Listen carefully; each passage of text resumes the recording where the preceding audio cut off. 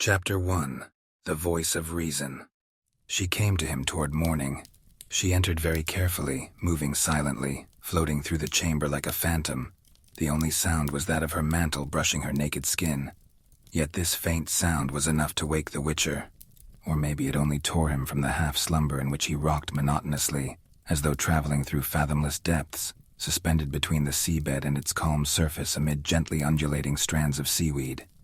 He did not move, did not stir.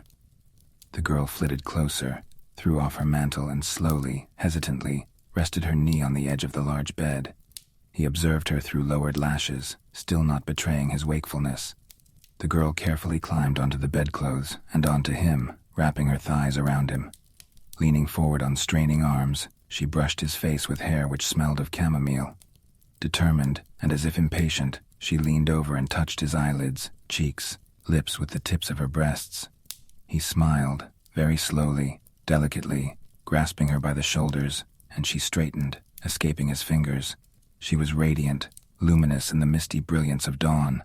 He moved, but with pressure from both hands, she forbade him to change position, and with a light but decisive movement of her hips, demanded a response. He responded. She no longer backed away from his hands. She threw her head back, shook her hair. Her skin was cool and surprisingly smooth.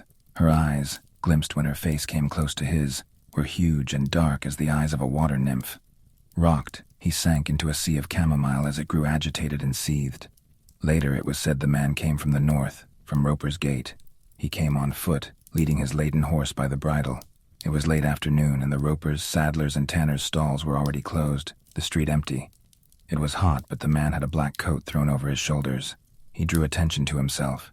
He stopped in front of the old Naracourt Inn, stood there for a moment, listened to the hubbub of voices. As usual, at this hour, it was full of people. The stranger did not enter the old Naracourt. He pulled his horse farther down the street to another tavern, a smaller one, called the Fox.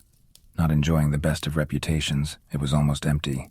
The innkeeper raised his head above a barrel of pickled cucumbers and measured the man with his gaze. The outsider, still in his coat, stood stiffly in front of the counter, motionless and silent. "What will it be?" "Beer," said the stranger. His voice was unpleasant. The innkeeper wiped his hands on his canvas apron and filled a chipped earthenware tankard. The stranger was not old, but his hair was almost entirely white. Beneath his coat he wore a worn leather jerkin laced up at the neck and shoulders. As he took off his coat, those around him noticed that he carried a sword, not something unusual in itself. Nearly every man in Wazim carried a weapon, but no one carried a sword strapped to his back as if it were a bow or a quiver. The stranger did not sit at the table with the few other guests. He remained standing at the counter, piercing the innkeeper with his gaze. He drew from the tankard.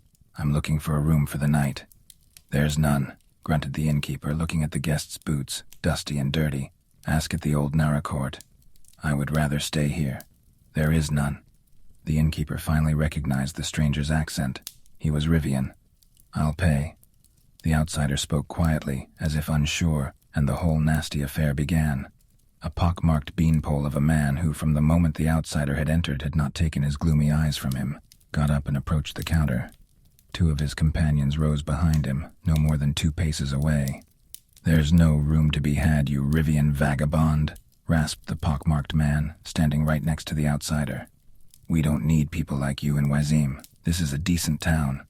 The outsider took his tankard and moved away. He glanced at the innkeeper, who avoided his eyes. It did not even occur to him to defend the Rivian. After all, who liked Rivians? "All Rivians are thieves," the pock-marked man went on, his breath smelling of beer, garlic, and anger. "Do you hear me, you bastard?" "He can't hear you. His ears are full of shit," said one of the men with him, and the second man cackled. "Pay and leave," yelled the pocked man. Only now did the Rivian look at him. "I'll finish my beer." "We'll give you a hand," the pock-marked man hissed. He knocked the tankard from the stranger's hand, and simultaneously grabbing him by the shoulder, dug his fingers into the leather strap which ran diagonally across the outsider's chest. One of the men behind him raised a fist to strike. The outsider curled up on the spot, throwing the pock-marked man off balance. The sword hissed in its sheath and glistened briefly in the dim light. The place seethed. There was a scream, and one of the few remaining customers tumbled toward the exit. A chair fell with a crash, and earthenware smacked hollowly against the floor. The innkeeper, his lips trembling, looked at the horribly slashed face of the pocked man. who, clinging with his fingers to the edge of the counter, was slowly sinking from sight. The other two were lying on the floor, one motionless, the other writhing and convulsing in a dark, spreading puddle. A woman's hysterical scream vibrated in the air, piercing the ears as the innkeeper shuddered, caught his breath, and vomited. The stranger retreated toward the wall, tense and alert. He held the sword in both hands, sweeping the blade through the air. No one moved. Terror, like cold mud, was clear on their faces, paralyzing limbs and blocking throats. 3 guards rushed into the tavern with thuds and clangs. They must have been close by.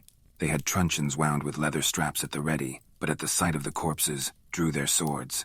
The Rivian pressed his back against the wall, and with his left hand, pulled a dagger from his boot. "Throw that down!" one of the guards yelled with a trembling voice. "Throw that down, you thug! You're coming with us!" The second guard kicked aside the table between himself and the Rivian.